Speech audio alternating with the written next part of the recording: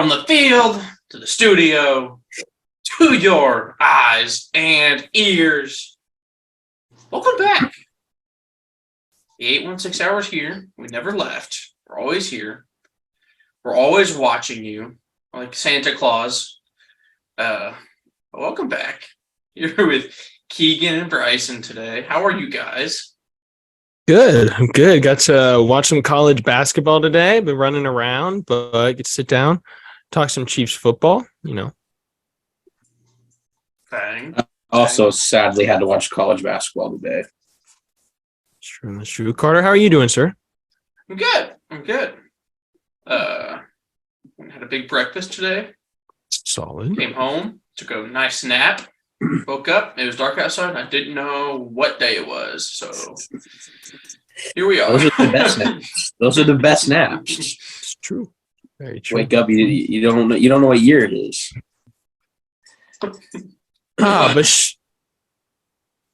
We got Chiefs Broncos preview on the ledger today. Yes, sir. Great. I got you. I'll jump right into it. Chiefs come into this game. Obviously, that loss to the Bengals. If you haven't, check out the recap. Put that out on Monday. But the Broncos, they're coming off a 9-10 loss against the Ravens last week. Tyler Huntley played a majority of that game. Broncos offense didn't look good at all. A couple notes about the Chiefs-Broncos rivalry. Chiefs have won 13 consecutive games against the Broncos. Carter, this question is for you. Who was the last quarterback to beat the Kansas City Chiefs for the Denver Broncos?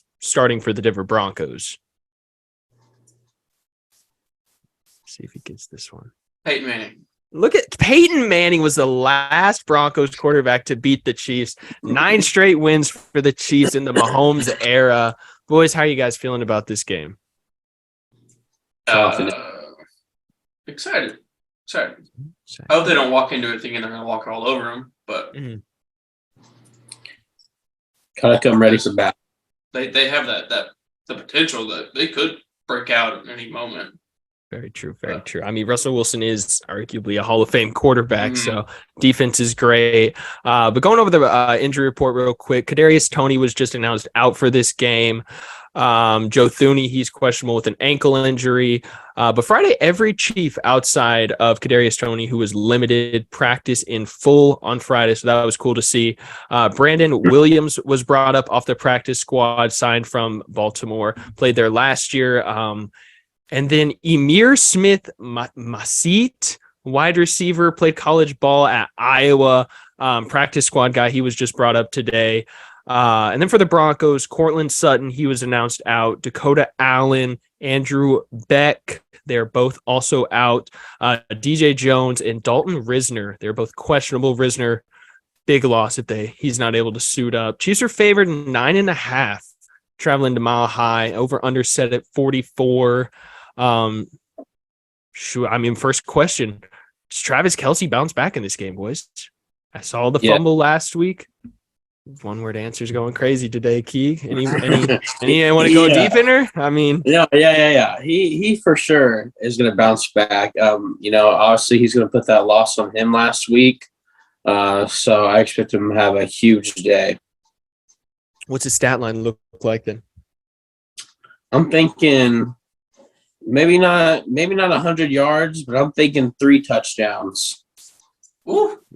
We've seen him do it before this year. Carter, how you feeling about Kelce going into this matchup? I think he definitely bounces back. I think he definitely, like Keegan said, he's going to blame that loss on himself. And I think he's been thinking about it the whole last week. So I think he's going to do pretty well this week. I agree. My next question, do you think the Chiefs defense is going to be able to force a turnover? They went back-to-back weeks prior to that Bengals game, getting an interception or a forced fumble. Do you think they're able to get one to go their way against the Broncos tomorrow? I think they get multiple. I think they disrupt Russell Wilson a lot. Okay. Yeah, I think so. I don't know. Has Russell shown that he can run the ball this year? I haven't seen him run very much. Watching Broncos games at all costs, so I don't know. I blame you. I think it's a big game for the Chiefs defense this week. I can get down with that. Final question, kind of an odd one. is there a morale victory for the Broncos? And as a Broncos fan, is there any way you could walk away from this game, barring a win? Obviously, you walk away from a win feeling good, but a loss, can they walk away from this loss feeling good about this Broncos team after this game? Do you think, any way, shape, or form? I don't know.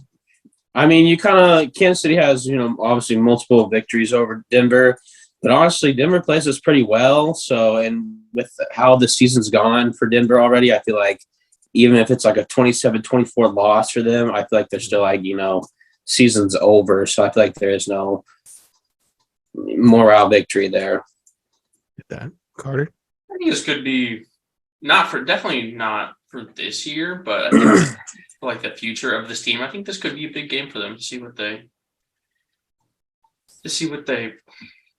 have with their young weapons and pieces, and see how Russ fits in against really great teams. So I mean, if I'm a Broncos fan, obviously you're sitting at 3 wins right now. There's no playoffs coming for you this year. Obviously, the season's a wash. Russell Wilson hasn't played well. Russell Wilson hasn't looked like the quarterback. I mean, they probably should have kept Drew Lock and let him just play this year. But honestly, if Russell Wilson throws for like 270, 2 or 3 touchdowns, no interceptions, just plays good football, I think a close loss could still feel like, hey, we're not the worst. Like, we could still hang with the Chiefs a little bit, and they're one of the best teams of the AFC. So I definitely think that they could leave this game feeling good, but I wouldn't be surprised. I mean, I wouldn't be surprised if the Chiefs came out and just trounced the Broncos, honestly. After that, I got some over-unders, unless anyone else, guys, got any questions or anything for... Great. I don't think so. Mahomes. Patrick Mahomes, 274 passing yards, over or under? Let's go Carter first, then Keegan, so we don't get under. I think they get out to a big lead early and they just run the ball the rest of the game. So under. I like that. I'm gonna go over. I think it's a Mahomes game. I like that. Isaiah Pacheco, 65 rushing yards. Over. Like I said, going off, I think they run the ball most of the game here. I think they give him enough carries where he gets over. Okay. Justin Reed, 3.5 tackles plus assisted tackles. Carter doing his research. I know, I had to look that up. I think he got 4 total last week. He got 4 last week. Yeah, 3 solos. I think he gets it right on the money. Yeah, I think over. And the last one I got is Willie Gay, 5.5 tackles plus assisted tackles. Under. No. Over. Sorry. I'm gonna go under. Under. All right. Next up, we got matchup everyone's looking forward to. Whoever wants to lead it off, take it away. What I'm looking forward to most, not really a matchup, but we kind of talked about Denver. This team averages 13.8 points per game. Kansas City is first in points per game. For them to be in this game, it's going to be that defense, and that defense has played really well this year. It's kind of the matchup I'm looking forward to is the defense versus Mahomes. Can they slow down Patty so they can be in this game? I'm just looking forward to Patrick being himself against Denver and just taking over the game. Undefeated against the Broncos in his career, so really just looking forward to him to take off. I like that. I'm excited. I'm excited to see the D line bounce back from last week. I think they could have a big game here. Like Frank Saunders, I think they have a big game stopping the run today, Sunday. I like that. Personally, I'm looking forward to Isaiah Pacheco in this game. Broncos, they've given up a 100-yard rusher 3 of the last 5 games. Donta Foreman was able to go for 100 on him. They're giving up 120 rushing yards a game. Obviously, defense hasn't been great, but their secondary is where the defense is great. They're only giving up 185 passing yards a game. I want to say that's 3rd in the NFL. So definitely a lot, 2 tails to that story. So Isaiah's seen around 14 to 20 carries these past couple of weeks since he's taken over that starting role over Clyde. I think the Chiefs make this a physical game. I think they pound the rock, and I think honestly they just dominate the line of scrimmage. And I think they want to do that from the jump. And I think they get it done. So I think Isaiah goes for at least over 100 yards, only done that once in his career. So I'm excited to see what he can do tomorrow. Bold takes. Bold take. Trey McDuffie gets an interception. Has he had an interception in the league yet? It's his first NFL interception in this game. I like that. Can you get any bold takes? I can make it bolder. His first pick six. Hey, there you go. That would be cool. I would love to see that. He's played awesome. My bold take, I mentioned earlier about the defense getting multiple turnovers. I think they get 3 tomorrow. We'll go 2 interceptions and a fumble. Who's getting the picks?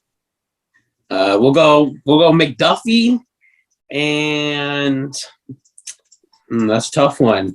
Do a weird one. Do a weird one. Give me Karlaftis on a tip. Yes. George. I love it. Hey, I'll show love to George too. I actually think this man has a game. I'm going 2.5 sacks from George Karlaftis tomorrow. Right tackle Cam Fleming. He's given up 5 sacks this year. The Broncos offensive line has given up the 4th most sacks all season. They don't know what's happening. I think the Chiefs defensive line, I think they got embarrassed last week. Samaje Perine ran all over them. They got dominated from the jump. So I think they have a bounce back game, maybe reminiscence of would that have been 2017, 2018, where they sacked Joe Flacco 12 times or whatever it was. So I just think the Chiefs defensive line has a game. Need it. I'm here for it. But boys, does anyone else have anything before we get into the final score prediction? I got nothing. Shoot, I'll lead us off. I think the Chiefs get the dub, clinch the division, lock it down, 32-13 win for the Chiefs.